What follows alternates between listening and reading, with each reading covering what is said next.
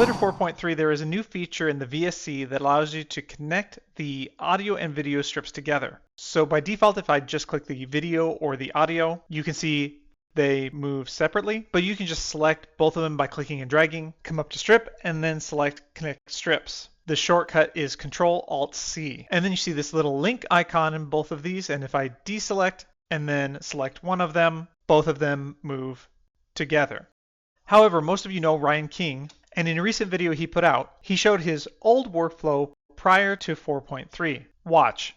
So I edit all of my videos with Blender, and so in the old Blender version, if I just drag and drop in my video here, I'm going to put the audio on top of the video. Now I edit very long tutorial videos, so there are often many spaces where I have to cut out extra spaces in my video recording. But I find it quite tedious to have to select the audio strip and the video strip at the same time, and then of course when you're moving the audio strip over, you have to make sure you move the video strip over as well. So what I always did was selected both the audio and video strip, and I joined them together into meta strips. And the meta strip allows you to just use one strip, which keeps the audio and video together. But the problem with the meta strip is you can't actually see the audio wavelengths. So I've been video editing this way for years. Basically what I do is I join the audio and video into a meta strip, then you hit tab to go into the meta strip, I go here to where I want to cut it, then I have to go out of the meta strip, cut the strip, go back into the meta strip so I can actually see the audio, go here to the end where the audio starts again, and then again go out of the meta strip, cut the strip again, every time and you then cut a delete meta it, strip, and then I can you're move copying them both the together. And so since I've been video thing. editing hundreds and hours of videos for all the videos on my channel,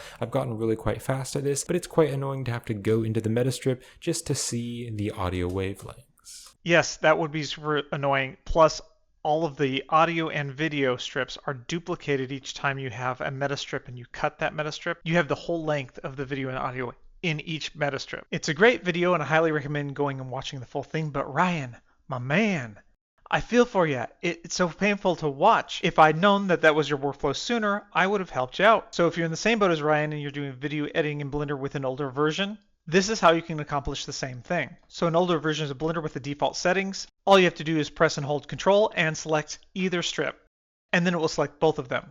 And then you can click and drag those straight away. The caveat is they have to be the same exact length. So I can't do it for this one, hold down Control and click. It's not going to select those. But you can make it even easier than this. Just go up to Edit, Preferences, Key Map, and then up here type Sequencer, enter, scroll all the way down to Sequencer Tool Tweak. You can see that this is the left mouse button. Expand it and then check Link's Time.